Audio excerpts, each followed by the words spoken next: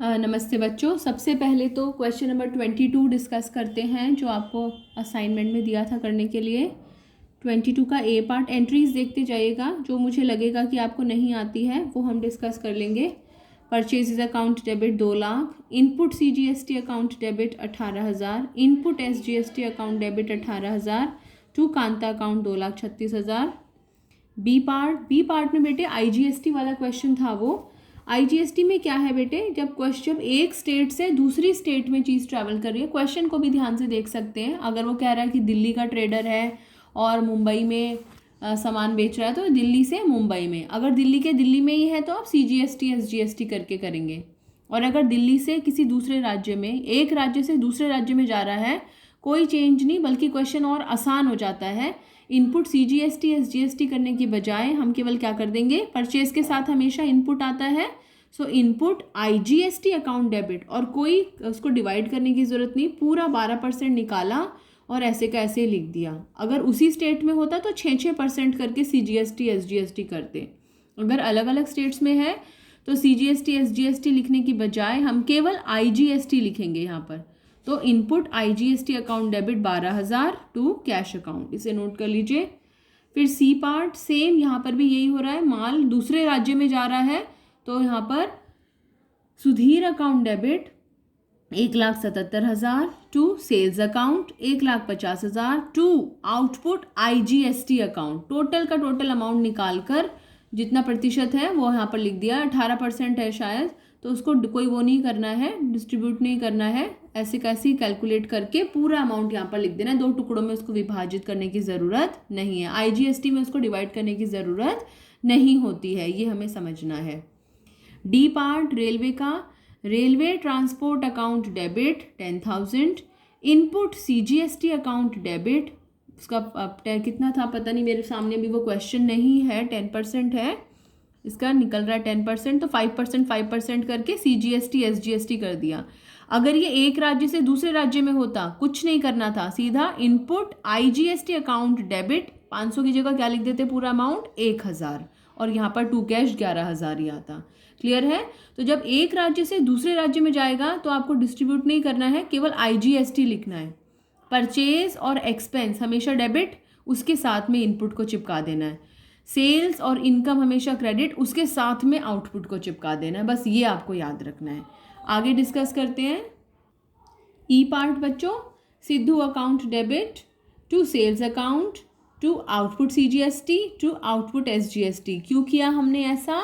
क्योंकि माल उसी राज्य में है। अगर दूसरे राज्य में होता तो to sales account to output IGST आ जाता, और ये 10,000 10,800 दोनों को टोटल करके 21,600 आता, पूरा का पूरा अमाउंट लिख देते आप।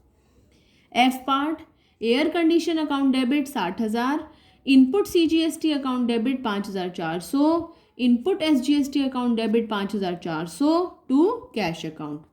ये सेम राज्य में है इसलिए ऐसे लिखा गया है। जी पार्ट में भी माल जो है वो दूसरे राज्य में जा रहा है, इसलिए याद रखो परचेज के साथ में इनपुट चिपकाना है, सेल्स के साथ में आउटपुट चिपकाना है, और साथ में चिपकेगा उसके। मैंने उस दिन बताया था ना आपको कि तू जहाँ जहाँ चलेगा मेरा साया साथ होगा। So cash account debit to sales account to output IGST account. क्यों आया यहाँ पर IGST? क्योंकि सामान एक राज्य से दूसरे राज्य में जा रहा है। मेरे सामने बच्चों अभी क्वेश्चन नहीं खुला है, वरना मैं क्वेश्चन को रीड करके आपको बताती। आई होप आपके पास में वो क्वेश्चन है, क्वेश्चन नंबर 22, तो उसको देखकर भी समझ सकते हैं। एच पार्ट मैंने आपको भेज ही दिया था। Motorcycle account debit, input CGST account debit, input SGST account debit to cash account. Amount का टोटल करके यहाँ पर लिखा जाएगा। गलती होने लगे तो डेबिट का टोटल क्रेडिट के टोटल के बराबर आना चाहिए, ये आपको याद रखना है। आगे चलते हैं। I part, broadband expenses account debit, expense के साथ में हमेशा इनपुट होता है, एक्सपेंस हमेशा debit. GST debit, input CGST account debit, input SGST account debit to cash account. J part, purchases account debit, input CGST account debit, input SGST account debit to Rajesh account. यहाँ पर total कर दिया 59,000 आ गया। अब आज का assignment देखते हैं पहले। बच्चों ये कुछ एंट्रीज हैं जो आपने मुझे आज करके भेजनी है। पिछली बार आपने मुझे बिल्कुल टाइम से भेज दी थी, thank you. Journalize in the books of R K traders Delhi, बहुत फोकस करना है, ऊपर लिखा है आर के ट्रेडर्स की दुकान कहाँ पर है, दिल्ली में। अब बच्चों याद रखो, अगर दिल्ली का दिल्ली में ही माल बेच रहा है तो उसके दो टुकड़े करोगे, मोदी को और केजरीवाल को दोगे, पीएम को और सीएम को। और अगर दिल्ली से किसी दूसरे राज्य में जा रहा है या किसी दूसरे राज्य से दिल्ली में आ रहा है तो फिर टुकड़े करने की ज़रूरत नहीं है, सीधा क्या लिख दोगे, IGST। एक्सपेंस और परचेज के साथ में होगा तो डेबिट, इनकम और सेल्स के साथ में होगा तो क्रेडिट कर दोगे। फर्स्ट क्वेश्चन देखो, bought goods for cash, GST 12%। मैंने यहाँ पर डिस्ट्रीब्यूट करके नहीं दिया, NCERT में डिस्ट्रीब्यूट करके दिया था ना, तो उससे हिंट मिल रहा था आपको, पेपर में हिंट नहीं देता वो। तो bought goods for cash, GST 12%, Delhi के दिल्ली में है, दो टुकड़े कर दो, CGST और SGST 12% के दो टुकड़े 6% करके निकाल लोगे। परचेजेस है, जहाँ परचेजेस वहाँ पर input CGST SGST। Second, bought goods for cash from Haryana, Delhi से हरियाणा, एक राज्य से दूसरे राज्य में, क्या बन जाएगा, IGST। इसके टुकड़े करने की ज़रूरत नहीं है। Question number 3, goods costing ₹5,000 taken by the proprietor for personal use, taken for the proprietor for personal use. याद करो, goods taken by the proprietor for personal use, अपने पन्ने पलटना, आपको जर्नल एंट्री दिखाई देगी, फिर भी मैं आपको बता देती हूँ। Drawings account debit to purchases account, ये एंट्री हमने सीखी थी। और बच्चों याद रखो, नोट कर लो यहाँ पर ब्रैकेट में, जहाँ परचेजेस वहाँ GST, जहाँ सेल्स वहाँ GST, ब्रैकेट में लिख लो, जहाँ परचेजेस वहाँ GST। तो आपको एंट्री मालूम है, उसके साथ में आप CGST और SGST लगा दोगे। Fourth entry, goods lost by fire, ये एंट्री भी मैंने आपको करवाई थी। Loss by fire account debit to purchases account, जहाँ परचेजेस वहाँ GST। कहाँ है परचेजेस एंट्री में, क्रेडिट साइड में, तो GST भी क्रेडिट साइड में आएगा। उसने डिस्ट्रीब्यूट करके दे दिया है, डिस्ट्रीब्यूट करके ही आपको लिखना है। Fifth part, sold goods 1,50,000 for cash, goods को बेच रहे हैं टू पंजाब, एक राज्य से दूसरे राज्य में, दिल्ली से पंजाब में, क्या डिस्ट्रीब्यूट करेंगे उसको CGST SGST में? The answer is no. हम यहाँ पर क्या लिखेंगे, केवल IGST, और जहाँ सेल्स वहाँ IGST। तो ये पांचों एंट्रीज करके मेरे को आप भेज देना, मैं आपको वाया व्हाट्सएप ही इसमें एंट्रीज में जो भी चेंजेस होंगे, करेक्शंस होंगे, वो उसमें बता दूंगी, ताकि फिर मुझे उससे रिलेटेड एंट्री आपको वीडियो बना के भेजने की ज़रूरत ना रहे। आज का अपना टॉपिक शुरू करते हैं बच्चों। आज का हमारा टॉपिक है 2 कॉलम कैश बुक, और 2 कॉलम कैश बुक का ये फॉर्मेट है। अगली वीडियो में हम इससे रिलेटेड क्वेश्चन डिस्कस करेंगे।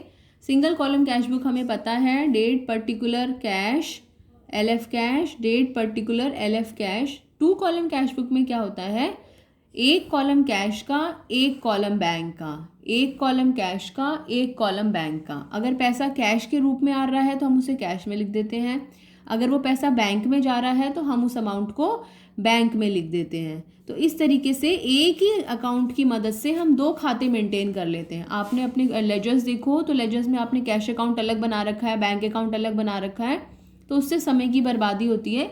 वो कहते हैं एक ही अकाउंट में दोनों चीज़ें बना लो। तो ये 2 अकाउंट ऐसे हैं जो एक दूसरे पे बहुत ज़्यादा डिपेंड करते हैं, बहुत निर्भर करते हैं, इसलिए 2 कॉलम कैश बुक। अब यहाँ पर क्या हो सकता है, यही सेम वही स्टोरी, 2 बैलेंस ब्रॉट डाउन यहाँ पर आ जाएगा, या फिर 2 कैपिटल।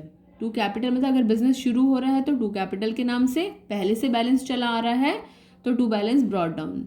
अगर कैश आ रहा है, receipt receipt receipt receipt side में, ये फॉर्मेट ड्रॉ कर लीजिएगा। अगर कैश आ रहा है तो रिसिप्ट साइड में, कैश जा रहा है, पे हो रही है, पेमेंट हो रही है तो पेमेंट साइड में। बैंक के माध्यम, बैंक में पैसा आ रहा है, बैंक की रिसिप्ट साइड में, बैंक के माध्यम से, चेक के माध्यम से पेमेंट कर रहे हैं तो उसके पेमेंट साइड में। सारी एंट्रीज लिखने के बाद में टोटल करते हैं, और लास्ट में जो भी महीने का आखिरी दिन है, महीने का आखिरी दिन 30 या 31, accordingly by balance carried down करके हम शेष निकालते हैं। तो ये फॉर्मेट ड्रॉ कर लीजिए। कुछ ऐसी ट्रांजैक्शंस होती हैं जिनका प्रभाव कैश पे भी पड़ता है और बैंक पे भी पड़ता है। उन ट्रांजैक्शंस को अभी हम अगली वीडियो में डिस्कस करते हैं। पहले इसे ड्रॉ कर लीजिए और फिर अगली वीडियो की तरफ बढ़ते हैं।